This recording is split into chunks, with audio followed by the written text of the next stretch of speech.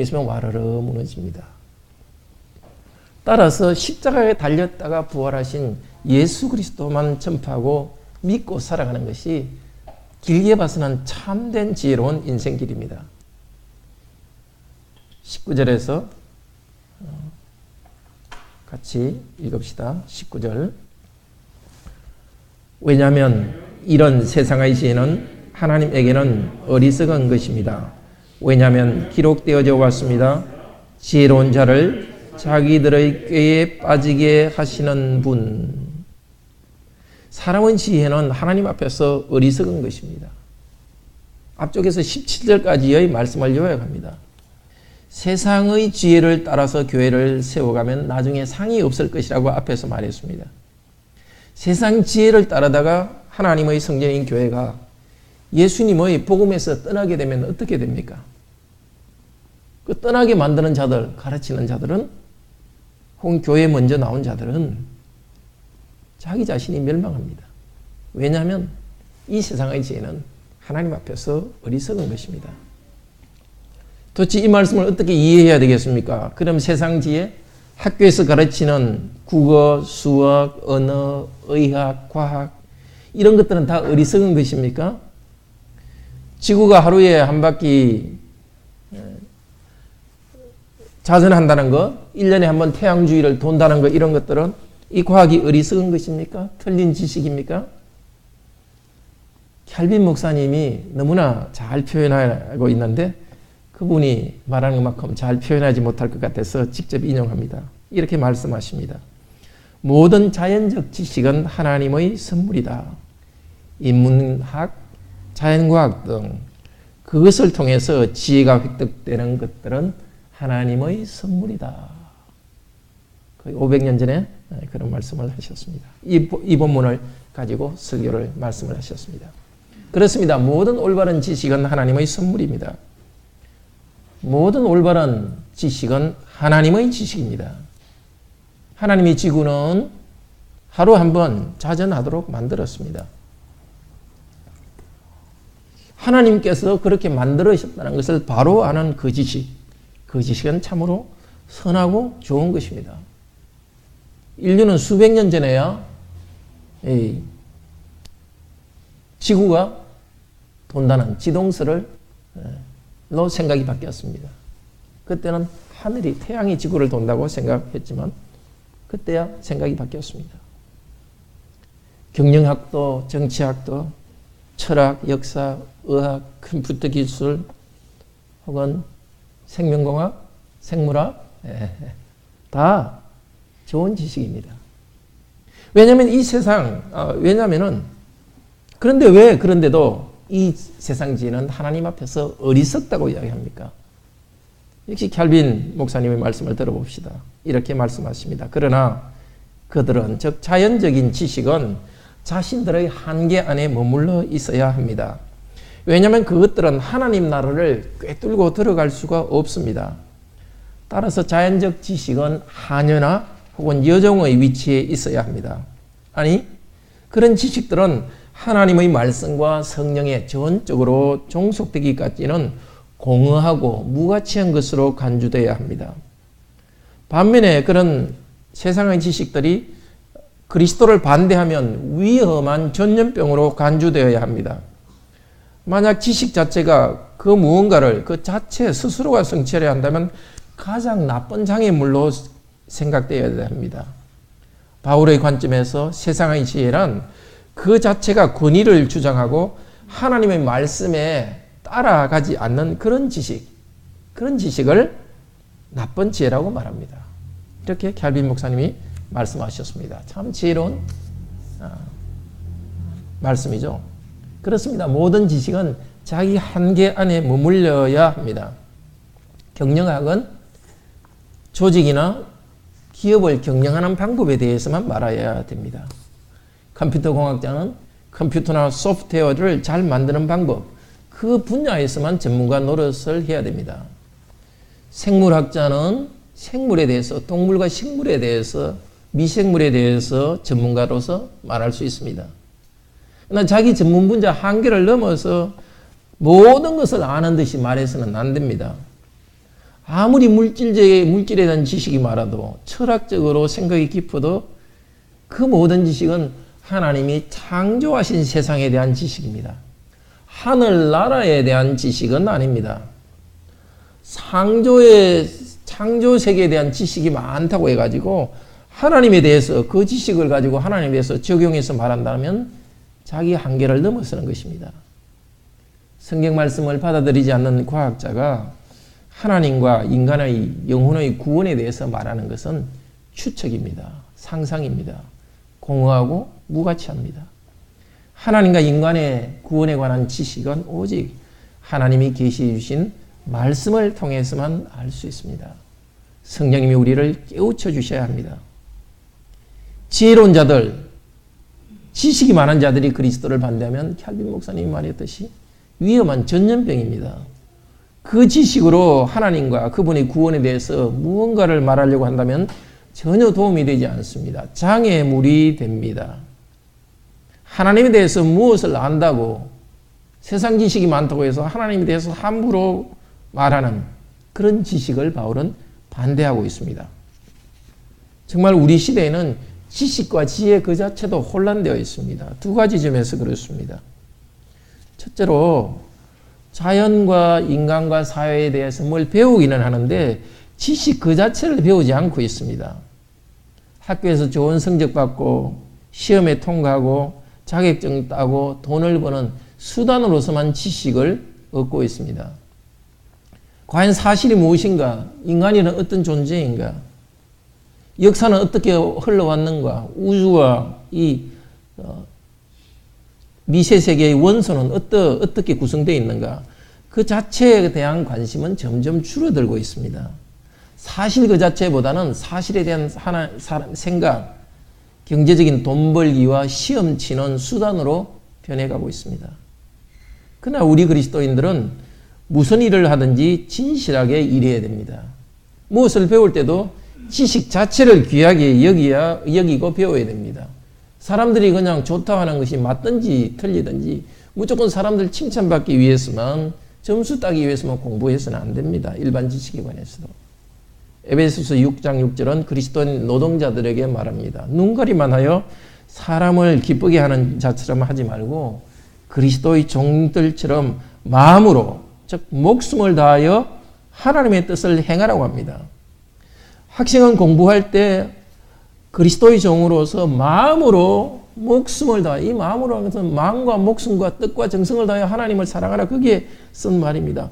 목숨을 다해서 정성을 다해서 지식을 알기 위해서 공부해야 됩니다. 왜냐하면 학생들이 배우는 지식은 하나님이 만든 세상에 대한 지식이기 때문에 하나님의 지식이기 때문입니다.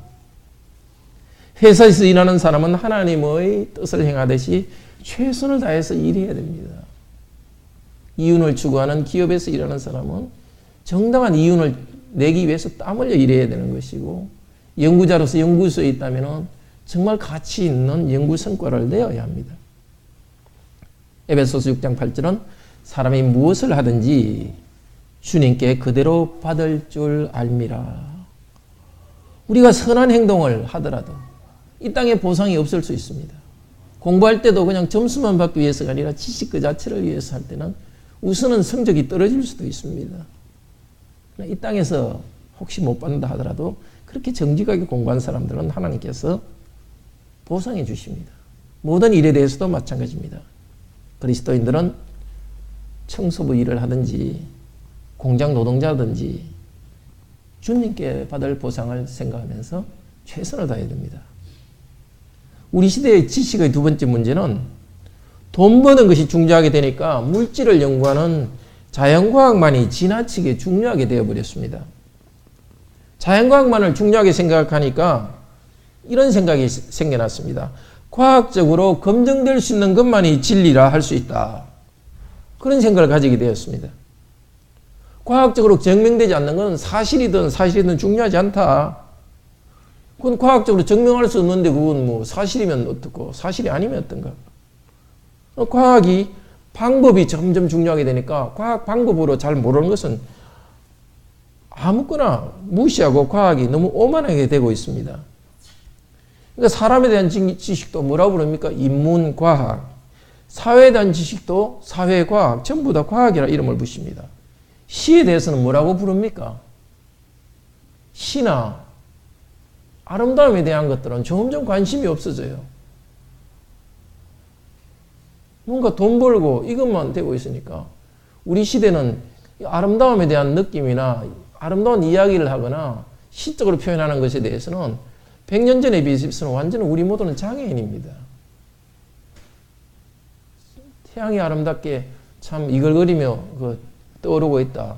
이런 표현을 못해요. 그냥 지구가 자전하고 있다. 이런 말만 쓰고 있는 거예요. 과학이 강조되니까 교육도 과학이 강조되니까 과학기술, 과학을 하는 이유도 과학 사실에 대한 관심이 있었고 하나님에 대한 감사가 아니라 그걸 기술을 만들어가지고 뭔가 돈을 만들기 위해서 과학은 전부 기술과 경제로 연결되고 있습니다. 그러니까 전부 다 과학도 공학으로 바뀌고 있어요. 심지어 교육도 교육공학, 생명도 생명공학. 그러니까 물질을 연구하는 과학, 물질을 만드는 공학의 방법이 모든 지식의 여왕이 되어버렸습니다. 그래서 이 과학적 방법을 사람하고 사회를 아는 것에 그대로 적용합니다. 그러니까 사람 심리도 또 사회도 전부 통계 수치로 해가지고 알려진 것만. 국민들의 여론이 어떻다, 몇 프로다, 지지율이 뭐다. 이걸 통해서만 말을 하고 있습니다. 이렇게 눈에 보이는 자료로 딱 알 수 있는 것, 수학으로 증명되는 것이 참 진리다. 이렇게 생각하는 걸 뭐라 그러냐면 실증주의다. 이렇게 해요. 포지티브입니다. 실증적으로 딱 되는 것만 지식이다. 자, 이렇게 과학이 지나치게 중요되니까 세 번째 결과는 우리 세계관을 바꾸고 있습니다. 과학 방법을 가장 중요하게 생각하는 실증주의, 과학주의는 세계관을 나쁘게 만들고 있습니다. 어떻게 바꾸냐? 모든 것의 근원은 물질이다. 그런 물질주의적 세계관으로 사람들이 바뀌고 있어요. 유물론적인 세계관으로 바뀌고 있습니다. 공산주의 싫어하죠? 종북 싫어하죠, 우리나라? 예. 사회주의를 유물론이라 그럽니다. 그런데 왜냐하면 사회주의는 물질이나 경제적인 것이 사람의 모든 생각도 결정하고 문화도 결정하고 종교도 결정한다 믿고 있기 때문에 유물론이라 그럽니다. 근데 사회주의적 유물론은 이제 사라지고 있어요. 그런데도 지금 온 세상을 지배하고 있는 것은 자연주의적 유물론이에요. 종북이다, 유물론 싫어하는 사람은 전부 자연적인 유물론자예요. 물질이 제일 중요하고 과학자가 자기의 영역을 넘어서 독재하고 있습니다. 과학이 알 수 있는 것을 넘어가지고 하나님이 계시지 않는 주장까지 하고 있어요. 도대체 자기들이 뭘 안다고? 물질 세계를 다루는 사람이 어떻게 하나님에 대해서 그런 말을 함부로 할 수 있어요? 아니, 과학 잘하면 모든 걸 다 아나요? 이렇게 과학이나 뭐 자연과학이든 사회과학이든 인문과학이라 이름을 붙이든지 모두는 하나님이 만드신 세상과 만드신 것에 대한 지식입니다. 물질 현상, 사회 현상, 인간 현상. 그것도 하나님이 일하시니까 그런 물질도 있는 거고 사람들 심리도 움직이는 거. 저와 여러분도 여기 앉아 있습니다. 이 모두는 하나님이 일하시는 것에 대한 지식입니다. 그러니까 과학자들도 자기들이 물질도 만든 것도 아니고 물질의 법칙도 만든 것도 아니잖아요. 그냥 있는 걸 발견해 놓고 그 만든 것은 하나님이시고 지식을 발견할 수 있는 그 에너지도 전부 하나님께 받은 것입니다.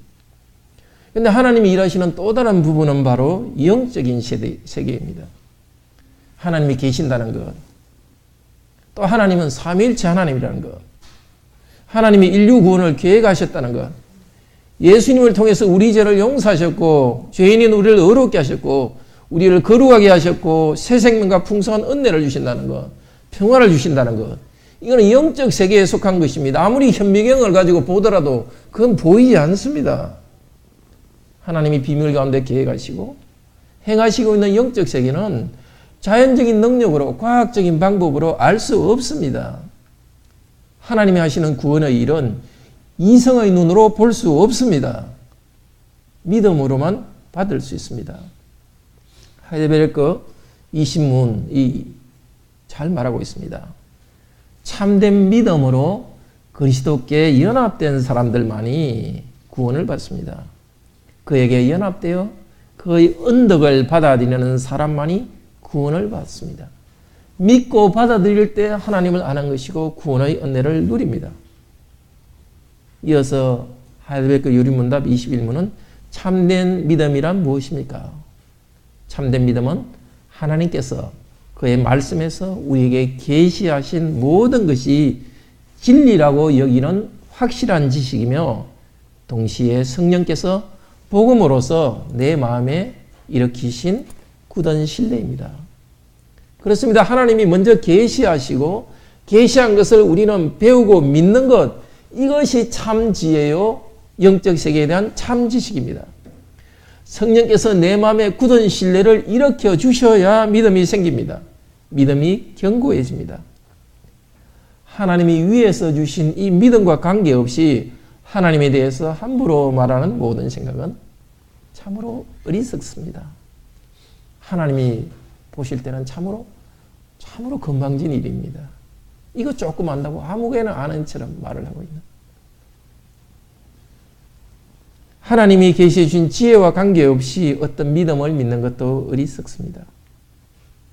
이 세상의 지혜가 하나님 앞에 어리석다는 것을 어떻게 압니까? 그것도 19절에서 기록된 바, 우리 개역성경엔 기록된 바 이렇게만 되지만 원래 원문 성경에는 왜냐하면 이것이 있습니다. 세상의 지혜가 어리석다는 것은 왜냐하면 이렇게 기록되어져 있습니다. 19장 후반부 뭐라 합니까? 다음 편에 한번 읽을까요? 지혜로운 자를 자기들의 꾀에 빠지게 하시는 분. 20절도 같이 한번 읽읍시다. 또다시 주님은 지혜 있는 자들의 생각이 헛된 것임을 아신다. 하나님께서 말씀하시니까 우리가 압니다. 우리의 이성이 스스로 생각하는 것이 아니라 말씀의 계시를 따라서 따라가면서 우리는 세상의 지혜가 어리석다는 것을 압니다. 둘 다 구약 성경을 인용한 것입니다. 고린도전서 1장과 2장에서도 구약 성경이 2번 인용됐습니다. 1장 가운데 한 번, 마지막 장에 한 번, 마지막 부분에 인용됐고 2장에서도 중간에 한 번, 마지막 부분에 인용됐습니다. 그 4개 구절 다 사람의 지혜는 어리석다고 말했습니다.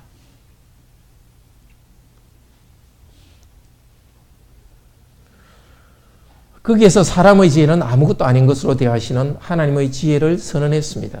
하나님의 지혜는 사람이 만든 생각이 아니다 하면서 구약의 여러 본문을 통해서 1장 2절에서는 하나님께서 온 세상을 창조하시는 힘이시고 구원의 능력이 있고 우상이 거짓된 거 하나님이 능력이 있다고 선언했습니다.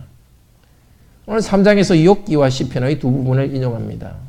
앞쪽 1장 2장에서는 예레미야와 이사야를 인용했는데 여기서는 욥기와 시편을 인용합니다. 어떤 맥락입니까? 욥기와 시편에서 말하는 맥락은 하나님이 창조하시고 섭리하시는 능력을 지금 강조하고 있습니다. 지혜로운 자들을 자기들의 꾀에 빠지게 하시는 분, 욥기 5장 13절을 인용하고 있습니다. 욥기 5장 13절 같이 봅시다. 구약성경 765페이지입니다.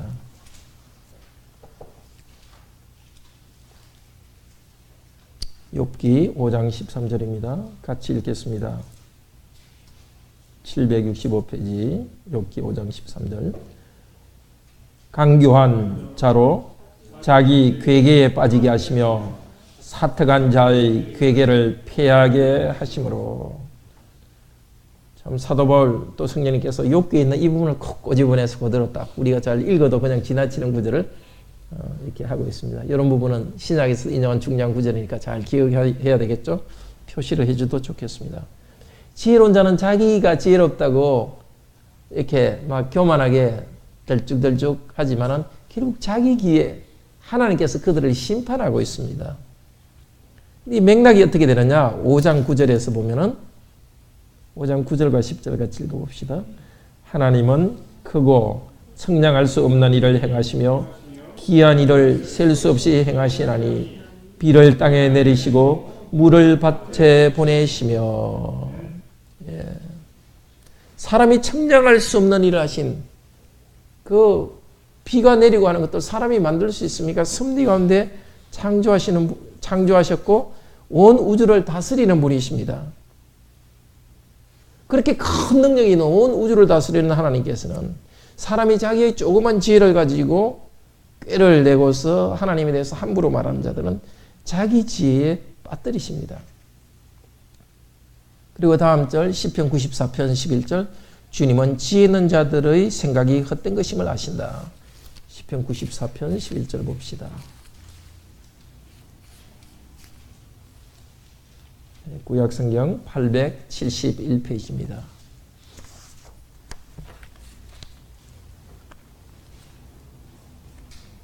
시편 94편 11절 같이 읽읍시다.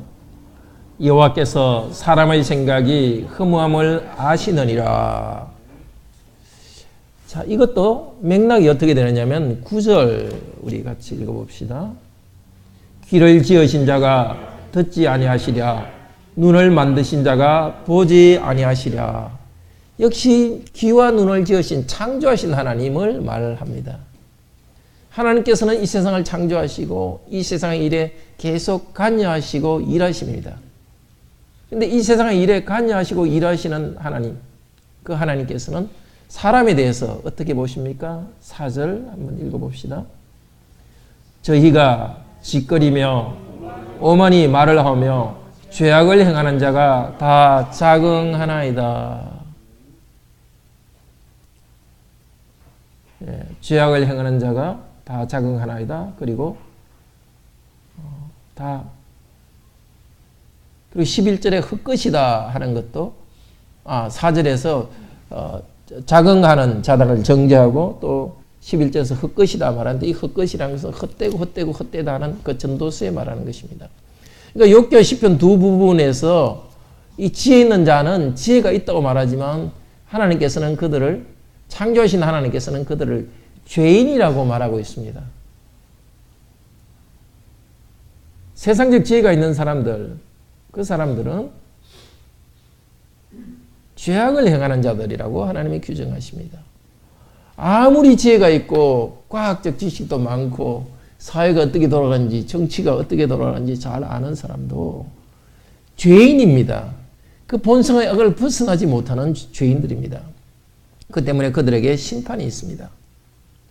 고린도전서 3장에서도 성령님은 본성이 죄인인 인간을 다루고 있습니다. 3장 3절에서 왜냐하면 육신적이다. 왜냐하면 너희 가운데 시기와 분쟁이 있다. 고린도 교인들도 자기들은 아주 지혜롭다고 막 자랑했습니다. 그런데 성령께서 뭘 꼭 꼬집어냅니까? 그래 너희들이 지혜 있다고 하나님 말씀은 잘 알고 있는데 그렇게 시기하고 있고 남은 시기하고 있고 분쟁이 있으니까 너희는 죄인이다고. 사람의 하나의 행동이 선하다고 해도 인생 전체의 방향이 하나님을 떠나 있습니다. 하나님 말씀을 떠나 있습니다. 사랑하는 성도 여러분, 세상의 일에 대해서 아는 지혜, 그 작은 지혜가 있다고 해도 우리는 죄인입니다.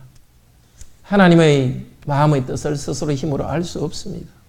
오히려 우리는 자기 꾀에 빠져서 영원한 멸망으로부터 벗어나지 못합니다. 오직 십자가에 달려서 죽으시고 부활 승천하신 예수 그리스도를 믿어야 됩니다. 이렇게 믿는 자들은 세상에서 지혜 없는 자처럼 보여도 참 지혜로운 자로서 영원한 인생에서 성공하고 행복을 누리게 됩니다. 둘째로 사람을 자랑하지 말고 하나님을 자랑합시다. 21절에서 23절 말씀입니다. 사람은 죄인이요 그들이 가진 자연적 지혜는 하나님의 보시기에 헛것입니다. 오직 하나님의 참 지혜이신 예수님만이 영원합니다. 그 때문에 사도는 권면합니다. 아무도 사람을 자랑하지 말라. 사람의 지혜, 자연적인 지혜는 아무것도 아니다. 그래서 사람을 자랑하지 말라. 그리고 하나님을 자랑하라 합니다. 21절은 사람을 자랑하지 않아야 하는 새로운 이유를 말하고 있습니다. 우리 21절 같이 읽읍시다. 따라서 아무도 사람 안에서 자랑하지 마십시오. 왜냐하면 모든 것이 여러분의 것이기 때문입니다. 인간의 지혜는 그 지혜만 있으면 헛것입니다. 좋은 것은 사실은 이 땅의 좋은 것은 사실은 너희들 것, 교회의 것이고 오늘 우리 성도들 우리의 것입니다. 모든 것이 우리의 것이라는 것이 도대체 무슨 뜻일까요? 모든 것이 우리의 것이니까 우리에게 무슨 유익이 있을까요? 22절, 23절 같이 읽읍시다. 바울이나 아폴로나 게바나 세상이나 생명이나 죽음이나 현재 것들이나 장래 것들이나 모든 것들이 여러분들의 것입니다. 그런데 여러분은 그리스도의 것이요 그런데 그리스도는 하나님의 것입니다. 바울이나 아폴로는 바울의 후임자로서 고린도 교회의 목사였다 그랬죠. 게바 베드로입니다. 그런 그 유명한 사람들, 고린도 교인들은 그 사람들과 친하다고 그 사람 밑에 들어가가지고 그 사람들의 추종자가 되려고 했습니다. 근데 뭐라 그럽니까? 그런 모든 사람들, 이 세상에 있는 것, 생명도, 죽음도, 현재 것, 장래 것, 모든 것이 고린도 교인 너희들 것이다. 왜 그렇습니까? 왜 그런 것들이 우리의 것입니까? 이 세상이 왜 우리의 것입니까? 미래의 세상이 왜 우리의 것입니까? 하나님이 그렇게 되도록 만들었기 때문입니다. 놀랍지 않습니까? 교회와 성도는 그리스도의 것이고 그리스도는 하나님의 것이기 때문에 그리스도에 속한 우리, 하나님에 속한 우리는 이 세상 모든 것이 우리의 것입니다. 여기서 만물을 소유하는 너희라는 것은 개인이라기보다도 교회 공동체로서 교인입니다. 우리 개인이 모든 것을 자신의 것으로 삼는 것은 아닙니다. 교회 공동체가 이 세상 모두를 소유한다는 것입니다. 우리가 이 세상 모든 것을 소유하지 않더라도 곳곳에 있는 모든 성도들을 통해서 하나님께서는 이 세상 모두를 교회의 것으로 만드시고 다스리고 있습니다. 우리가 그리스도의 것이라는 것은 고린도전서 11장에서 좀 더 자세히 설명합니다. 11장 3절 같이 보겠습니다.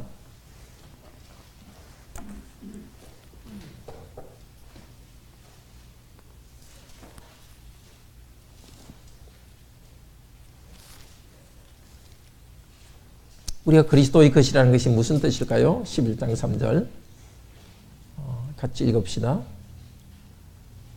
그러나 나는 너희가 알기를 원하노니 각 남자의 머리는 그리스도요 여자의 머리는 남자요 그리스도의 머리는 하나님이시다. 누구의 것이다 이렇게 말했는데요.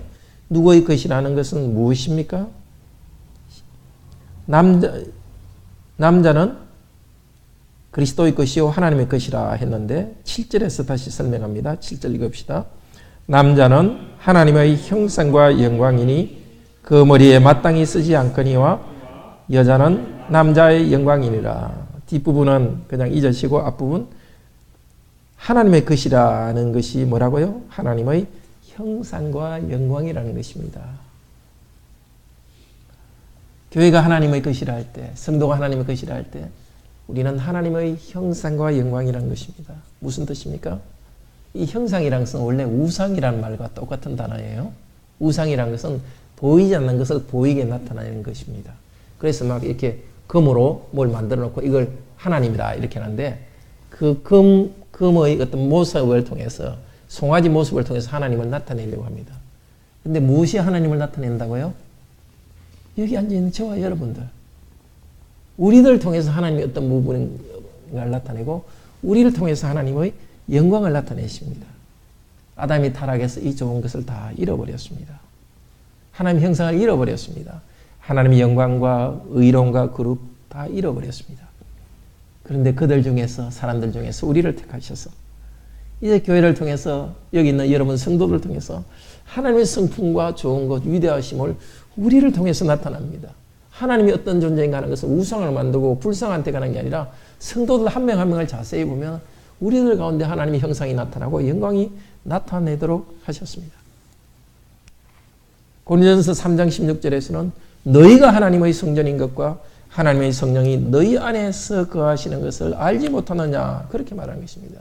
하나님의 성전의 영광이 나타나지 않았습니까? 이제는 하나님의 성전된 우리들 공동체 안에 우리 각자 안에 성전의 영광이 나타나고 있습니다. 그래서 우리가 그리스도의 것이요 하나님의 것이라는 것의 첫째 뜻은 하나님의 성령이 우리 안에 거하신다는 것입니다. 교회 안에 성령이 거하시고 삼위 하나님이 교회 안에 계십니다. 교회는 그리고 성도들은 어느 지도자의 소유가 아닙니다. 교회 안에 거하시는 하나님의 소유입니다. 우리 힘으로 하나님이 거하시는 성전이 되는 것이 아닙니다. 그리스도의 것입니다. 그리스도께서 우리 공동체의 바탕이 되십니다. 그리스도께서 저와 여러분을 위해서 자신의 몸을 제물로 바쳤습니다. 우리 죄를 위해서 십자가에 못 박히셨습니다. 우리 죄를 용서해 주셨습니다.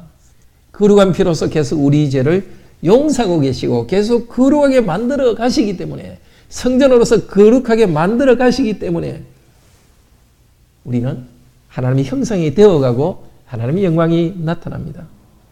관할교회 공동체 안에 하나님이 거하시기 때문에 하나님의 영광이 나타납니다. 교회는 바울이나 베드로를 나타내지 않습니다. 지금 우리 시대에도 어떤 지도자의 이름이나 성품, 교회 교인이나 목사를 나타내는 것이 교회가 아닙니다. 교회는 지도자의 자질이나 재능, 취향이 교회 공동체에 스며들어 있는 곳이 아닙니다. 하나님의 영광스러운 임재, 하나님의 신성이 교회 안에 스며들어 있습니다. 참으로 신비한 일입니다. 교회 안에 물론 우리 교회에 훌륭한 교인들이 있는 건 사실입니다. 그러나 그들이 교회를 교회답게 만드는 것이 아니라 보이지 않는 하나님의 일하심이 우리를 교회답게 만들고 있습니다. 그래서 우리는 사람을 자랑하지 않습니다. 우리 교회 누구를 자랑하지 않고 하나님을 자랑합니다. 우리가 그리스도와 하나님의 것인 둘째 이유는 하나님이 교회 안에 일하셔서 교회가 성장하도록 하시기 때문입니다. 사람이 아니라 하나님이 일하십니다. 하나님이 교회 안에 계시면서 영광만 나타내는 것이 아니라 일하십니다. 3장 6절에서 나는 심었고 아볼로는 물을 주었으되 오직 하나님은 자라게 하시느니라. 교회의 일꾼은 하나님의 동력자에 불과합니다. 하나님을 돕는 보조자입니다. 교회의 모든 영적 일에서 하나님이 일하십니다. 교회의 지체된 우리들을 예수 그리스도의 거룩한 형상으로 자라게 하시는 것은 하나님이십니다. 목사가 힘껏 여러분에게 말씀을 가르치고 또 성도들부터 도움을 받지만은 하나님이 일하시기 때문에 우리는 영적으로 성장합니다. 그래서 우리를 도와준 목사를 자랑하지 않고 성도를 자랑하지 않고 우리 안에 일하시는 하나님을 자랑합니다. 우리를 그냥 하나님의 것이라 하지 않고 우리는 그리스도의 것이라고 먼저 말합니다. 그리스도를 통해서 우리는 하나님의 것으로 됩니다. 하나님이 우리 가운데 계시고 우리 안에 일할 수 있는 것은 그리스도 때문입니다. 죄인인 우리들 안에 하나님이 일할 수 있는 이유는 그리스도 때문입니다. 그리스도께서 일하시기 때문입니다. 우리가 하나님의 형상과 영광을 누린다는 것은 상태도 아니고 단순히 명사가 아닙니다. 하나님의 형상과 영광은 동사입니다. 우리가 하나님의 형상으로 회복되어 가고 있습니다. 하나님 영광스러운 존재로 변화되어 가고 있습니다. 그리스도께서 일하시기 때문입니다. 그리스도의 것으로 점점 변화되어 가고 있고 하나님의 영광스러운 모습으로 변화되고 있습니다. 그리스도께서 하나님의 것이라 할 때 하나님이 성부 하나님보다 계급이 낮은 것은 아닙니다. 똑같은 동등한 하나님이시지만은 우리를 구원하시기 위해서 여기 있는 저와 여러분을 구원하시기 위해서 자발적으로 예수 그리스도는 종의 신분으로 낮아지셨습니다. 낮아진 그리스도를 높이셔서 하나님을 하나님께 영광을 돌리게 하였습니다. 그래서 우리 교회 공동체는 낮아지신 그리스도의 은혜에 감사하고 그리스도께서 높아지신 것을 감사하면서 하나님께 영광을 돌립니다. 삼일체 중 제2위이신 성자 하나님께서 사람이 되셔서 우리 가운데 거하시기 때문에 삼위 하나님은 우리 가운데 계십니다. 예수 그리스도의 피로서 계속 씻어주셔서 우리를 거룩하게 만들어 가십니다. 그리스도께서 이루신 의로움 때문에 그 의로움을 의지하여서 교회는 하나님께 나아갈 수 있습니다. 예수 그리스도의 중보하심을 통해서 우리는 하나님의 형상이요 영광으로 변해갑니다. 교회 안의 말씀으로 그리스도가 자라는 걸 통해서 교회는 그리스도의 거룩한 모습을 닮아갑니다. 교회와 성도는 예수 그리스도를 통해서 하나님의 것이기 때문에 모든 말씀 사역자도 교회의 것이고 우리들의 것입니다. 만물도 우리의 것입니다. 베드로와 모든 사역자들은 교회를 다듬어 가시는 하나님의 일에 협력하는 자들입니다. 섬기는 자들입니다. 사역자들은 교회로부터 이익을 받기 위해서 일하는 자들이 아니라 하나님이 계시는 거룩한 교회를 거룩한 곳으로 삼기 위해서 일하는 자들입니다. 그래서 21절은 말합니다. 이 세상 생명, 이 땅에 살아가는 생명, 주거니의 사망, 현재 것이나 장래의 것, 우리는 일어나는 이 모든 것, 이 미래의 것, 이 모든 것이 우리의 것입니다. 이렇게 우리를 영광스러운 존재로 삼아주셨습니다. 우리의 유익을 위해서 사용하도록 하셨습니다. 누구 밑에 들어가고 그렇게 하도록 하지 않았습니다. 우리 자신이 교회가 하나님의 형상, 하나님의 성전, 하나님의 밭으로 성장하는 데 도움을 주기 위해서 이 세상 모든 것을 주셨습니다. 창세기 1장 28절에 하나님께서는 온 세상을 사람에게 주시고 만물을 다스리고 정복하는 복을 주셨습니다. 하나님의 형상으로서 만물을 다스리고 정복하는 사명을 주셨습니다. 그 사람의 사명은 회복된 교회가, 새로운 사회인 교회가 이제 만물을 다스리고 정복하도록 하셨습니다. 사람이나 이 세상에 있는 사람이나 온 만물, 교회의 지체된 우리가 그것을 사용해서 유익을 얻도록 하셨습니다. 우리가 살아가는 삶을 통해서, 우리가 일하는 일을 통해서 하나님의 거룩과 신성과 사랑과 그 모든 좋은 것들이 나타내도록 하셨고, 이 모든 좋은 것을 나타내도록 이 세상에 있는 것을 사용하도록 도구로 주셨습니다. 교회를 이루고 있는 우리 한 사람 한 사람은 약합니다. 부족함이 많습니다. 그러나 우리 한 명 한 명을 영광스러운 하나님의 교회의 한 부분으로 불러주셨습니다. 하나님께서 영광으로 일하시기 때문에 우리를 당신의 밭으로 삼아서 밭이 된 우리 안에서 자라게 하십니다. 하나님의 영광의 임재가 우리를 하나님의 성전으로 삼으십니다. 우리가 누리는 이 영광스러운 일에서 하나님께서는 모든 사람 모든 것을 우리가 성장하는 데 돕는 보조수단으로 사용하고 있습니다. 이 세상 모든 것, 공부도 직업도 지위도, 아니 우리의 죽음까지도 우리가 하나님의 밭으로 거룩한 성전으로 자라게 하는 수단입니다.